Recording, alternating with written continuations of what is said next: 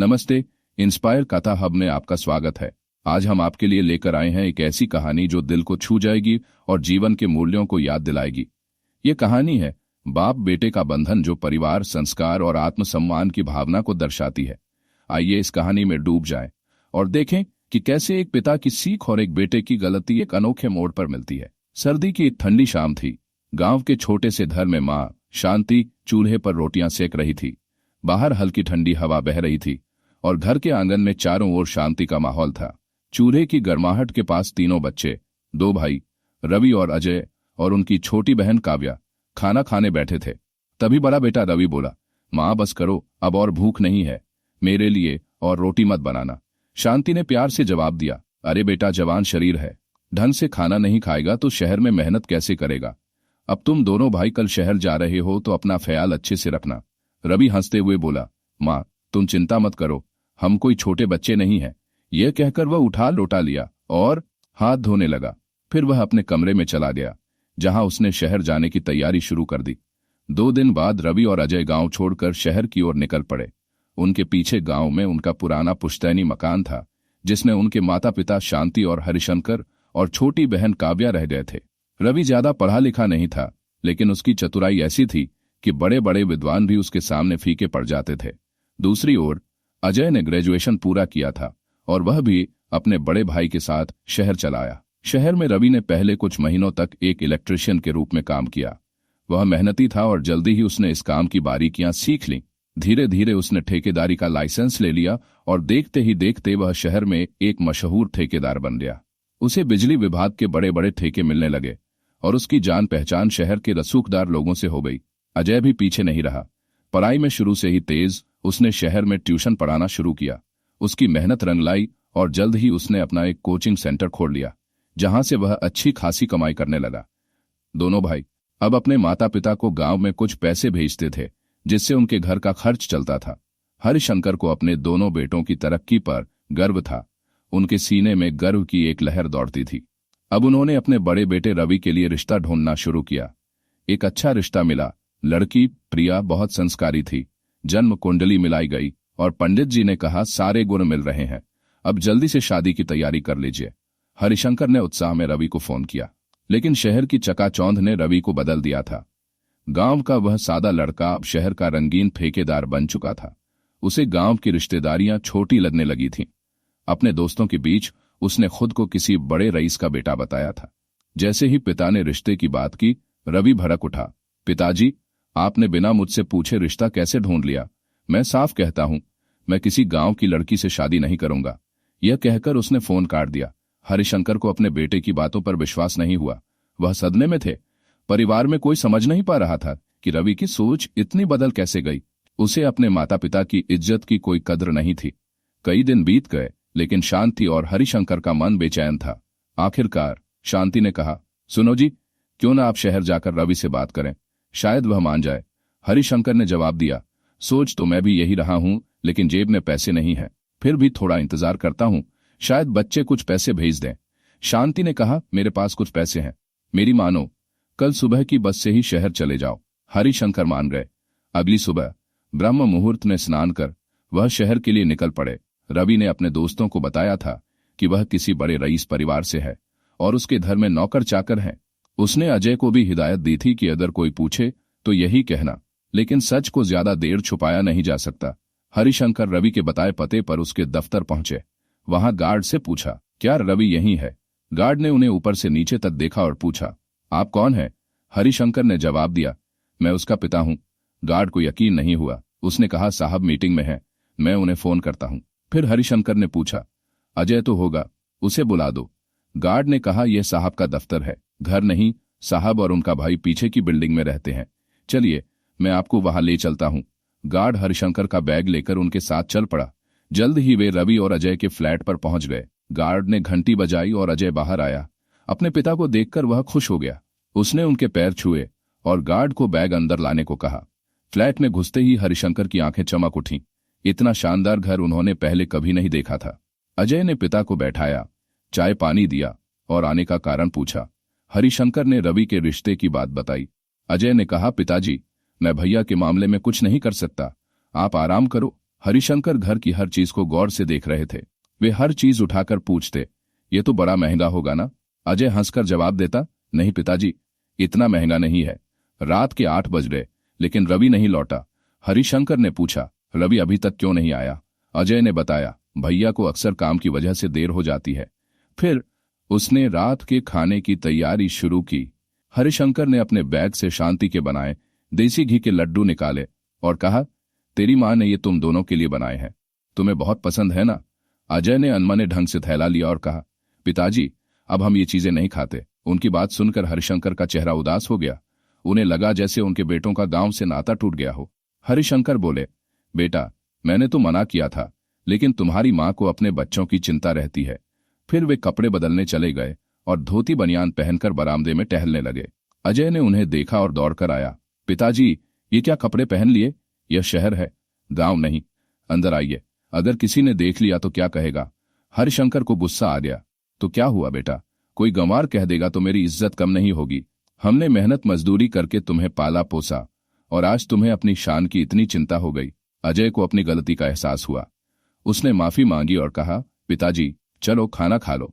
हरिशंकर ने पूछा, बेटा इस घर में मंदिर कहाँ है? मुझे संध्या पूजन करना है। अजय ने कहा, पिताजी सामने का पर्दा हटाइए। पर्दा हटाते ही हरिशंकर ने देखा कि सड़क के उस पार एक बड़ा मंदिर था। वे बोले, बेटा तुम घर में पूजा पाठ भी नहीं करते? अजय ने जवाब दिया, पिताजी समय ही नहीं मिलता, यहीं से हाथ जोड़ लेते हैं। हरिशंकर को यह सुनकर गुस्सा आया। बचपन से तुम्हें सिखाया था कि सुबह नहाकर सबसे पहले भगवान की पूजा करनी चाहिए, लेकिन शहर में आकर तुम्हारी बुद्धि भ्रष्ट हो गई। तभी अजय ने फ्रिज खोला और हरिशंकर की नजर अंडों पर पड़ी। वे चिल्लाए, हे भगवान, मेरा धर्म भ्रष्ट हो गया। तुम लोग अब अंडे भी खाते हो, मैं इस घर में एक निवाला भी नहीं खाऊंगा। अजय घबरा गया। उसने तुरंत अंडे बाहर फेंक दिए और हाथ धोकर आया। पिताजी मैंने सब फेंक दिया, अब तो खाना खा लीजिए। हरिशंकर बोले, शहर में आकर तुम लोग अपनी मर्यादा भूल गए। धर्म और संस्कार ही एक अच्छे इंसान की पहचान है। रात के 10 बज गए लेकिन रवि नहीं लौटा। हरिशंकर ने पूछा, रवि कहाँ है? अजय ने बताया, भैया कभी कभी देर रात तक काम करते हैं, कई बार ऑफिस में ही रुक जाते हैं। हरिशंकर ने पूछा, क्या वह शराब भी पीता है? अजय की नजरें झुक गईं। उसने बात बदलते हुए कहा, पिताजी खाना खा लीजिए। हरिशंकर ने उदास होकर कहा, मैंने सोचा था कि बेटों से इतने दिनों बाद मिलूंगा तो साथ में खाना खाएंगे, लेकिन रवि को अपने पिता से मिलने की भी फुर्सत नहीं। अजय ने चटाई बिछाई और पिता के लिए खाना परोसा। हरिशंकर ने खाना खाते हुए कहा, बेटा खाना तो तूने बहुत अच्छा बनाया है। अजय ने जवाब दिया, पिताजी खाने लायक तो बना लेता हूं। हरिशंकर ने कहा, अजय मेरा रवि से बात करवा।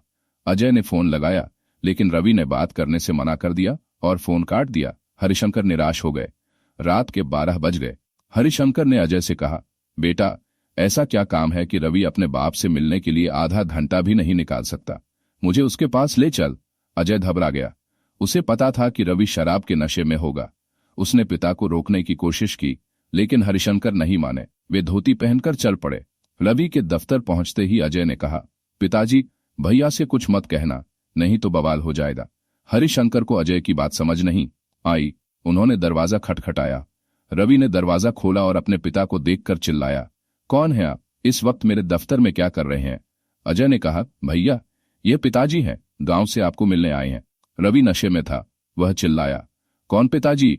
मेरे पिताजी तो बड़े रईस हैं, यह गंवार मेरा पिता नहीं हो सकता। हरिशंकर का गुस्सा 7वें आसमान पर पहुंच गया। अरे बेशर्म, शराब का नशा इतना चढ़ गया कि अपने बाप को भी नहीं पहचानता। तभी रवि के 2 दोस्त बाहर आए और बोले, यह बूढ़ा गंवार ठेकेदार साहब को क्यों परेशान कर रहा है? हरिशंकर को और गुस्सा आया, तुम्हारे माता पिता ने तुम्हें बड़ों से बात करने की तमीज नहीं सिखाई। अपने पिता तुल्य इंसान से ऐसी भाषा में बात करते हो? रवि के दोस्तों को लग रहा था कि हरिशंकर कोई मजदूर है। उन्होंने रवि से कहा, सर इसका हिसाब किताब करके इसे भगा दो। रवि ने गुस्से में 2 गड्डियां पैसे की निकाली और अजय के हाथ में थमाते हुए कहा, यह लो और इसे मेरे सामने से हटाओ। हरिशंकर का गुस्सा अब हद पार कर गया। उन्होंने रवि का गिरेबान पकड़ा और कहा, लानत है तेरे इन नोटों पर, तू बड़ा आदमी बन गया, लेकिन आज से न मैं तेरा बाप न तू मेरा बेटा। ये कहकर उन्होंने पैसे रवि के चेहरे पर दे मारे और फ्लैट की ओर चल पड़े। घर पहुंचते ही हरिशंकर ने सामान पैक करना शुरू किया। अजय मैं इस नर्क में एक पल भी नहीं रुकूंगा। अजय ने कहा, पिताजी मैंने आपको मना किया था, भैया की ऊंची सोसाइटी है, पैसा इंसान को बदल देता है, लेकिन सुबह तक रुक जाइए। हरिशंकर फूट फूट कर रोने लगे। मैं यहाँ क्यों आया, अब अपनी पत्नी को क्या जवाब दूंगा। अजय ने उन्हें सांत्वना दी। पिताजी, शराब इंसान का विवेक छीन लेती है, भैया को अपनी गलती का एहसास होगा। हरिशंकर ने कहा, आज से मेरा और रवि का नाता खत्म। सुबह 6 बजे की बस में मुझे बैठा देना। रात भर हरिशंकर करवटें बदलते रहे। सुबह 5 बजे घंटी बजी। अजय ने दरवाजा खोला तो रवि खड़ा था। उसने पूछा, पिताजी कहाँ हैं? अजय ने कहा, भैया, आपने कल जो रूप दिखाया, क्या लगता है कि वे अब रुकेंगे? वे गांव जाने की तैयारी कर रहे हैं। रवि ने पछतावे में कहा, कल नशे में मैंने पिताजी को न जाने क्या क्या कह दिया। अब मुझे उनसे बात करने की हिम्मत नहीं हो रही। अजय ने गुस्से में कहा, जब आपको पता था कि पिताजी आए हैं तो इतनी शराब पीने की क्या जरूरत थी? तभी हरिशंकर पूजा पाठ कर बाहर आए। रवि ने उनके पैर छूने की कोशिश की, लेकिन हरिशंकर ने कहा, आप कौन हैं? मैंने आपको पहचाना नहीं। रवि शर्म से पानी पानी हो गया। उसने पिता के पैर पकड़ लिए। पिताजी, मुझसे मेरी जिंदगी की सबसे बड़ी गलती हो गई, मुझे माफ कर दीजिए। हरिशंकर ने कड़क आवाज में कहा, ठेकेदार रवि, तुझे अपने पैसों का बड़ा घमंड है ना? कल रात तेरा बाप मर गया, अब तेरा मेरा कोई रिश्ता नहीं। रवि रोते हुए बोला, पिताजी, मुझे एक आखिरी मौका दीजिए। अगर दोबारा ऐसी गलती हुई तो आपका जूता और मेरा सिर। हरिशंकर का मन पिघलने लगा। उन्होंने चाय पी और अजय से पूछा, यह फ्लैट किसका है? अजय ने कहा, पिताजी, यह मैंने किराए पर लिया है। भैया तो ज्यादातर बाहर रहते हैं। हरिशंकर ने कहा, ठीक है, मैं आज गांव नहीं जाऊंगा। इस बेशर्म को घर की इज्जत की कद्र नहीं, लेकिन मैं चला गया तो आस पड़ोस को क्या जवाब दूंगा। अजय खुश हो गया। उसे पता था कि समय के साथ पिता का गुस्सा कम हो जाएगा। अगले दिन अजय ने छुट्टी ली और पिता को शहर घुमाने ले गया। उन्होंने शांति और काव्या के लिए कपड़े खरीदे। घर लौटते ही हरिशंकर हैरान रह गए। रवि ने दोपहर का भोजन तैयार करवाया था। वह जल्दी ऑफिस से लौट आया था। बैठक में 2 युवक बैठे थे, वही जिन्होंने रात को हरिशंकर का अपमान किया था। दोनों ने उनके पैर छुए और कहा, अंकल जी, हम राजन के दोस्त हैं, कल हमसे बड़ी गलती हो गई, हमें माफ कर दीजिए। हरिशंकर ने करत स्वर में कहा, यह बात तुम्हें कल सोचनी चाहिए थी। किसी भी बड़े का अपमान करना तुम्हारे संस्कार नहीं दिखाता। दोनों ने माफी मांगी। अंकल जी, कल रवि को 5 करोड़ का ठेका मिला था, हमने जश्न मनाया और नशे में गलती कर दी। हरिशंकर ने चेतावनी दी, आइंदा ऐसा न हो। बड़ों की कद्र करोगे तो 50 करोड़ के ठेके भी मिलेंगे, लेकिन घमंड में बड़ों का अपमान किया तो बड़े बड़े लोग भीख मांगते दिखते हैं। दोनों ने प्रणाम किया और चले गए। रवि ने खाना परोसा। हरिशंकर ने पूछा, यह खाना किसने बनाया? अजय ने कहा, पिताजी, अच्छा नहीं बना क्या? रवि ने हिम्मत जुटाकर कहा, पिताजी, यह खाना आपकी होने वाली बहू ने बनाया। हरिशंकर को मजाक लगा, आजकल बच्चे चुपके से शादी कर लेते हैं। रवि ने कहा, नहीं पिताजी, अभी शादी नहीं हुई, लेकिन मैंने आपके लिए बहू ढूंढ ली है। वह पड़ोस में अपने चाचा के घर रहती है, उसके भाई आपसे मिल चुके हैं। हरिशंकर ने नाराजगी जताई, जो अपनी मनमाजगी और रिश्ता भी वैसा ही ढूंढा होगा। अजय ने कहा, पिताजी, एक बार देख तो लीजिए। हरिशंकर ने कहा, पहले कुंडली मिलाओ, लेकिन मुझे हैरानी है कि उसके भाई शराबी को देखकर भी अपनी बहन की शादी करना चाहते हैं। रवि ने प्रिया की फोटो दिखाई। हरिशंकर को वह जानी पहचानी लगी। जब उन्होंने सारी जानकारी ली तो उनकी खुशी का ठिकाना नहीं रहा। संयोग से यही वह लड़की थी जिसका रिश्ता वे रवि के लिए लाए थे। घर का तनाव अचानक हंसी खुशी में बदल गया। हरिशंकर ने कहा, आगे की बात मैं खुद संभाल लूंगा। ढेर सारी खुशी के साथ वे गांव के लिए निकल गए। तो दोस्तों, आपको यह कहानी कैसी लगी? प्रेरक कथा हब में हम ऐसी ही कहानियां लाते रहेंगे जो आपके दिल को छुएं और जीवन के मूल्यों को याद दिलाएं। इस कहानी को लाइक करें, कमेंट करें और अपने दोस्तों के साथ शेयर करें।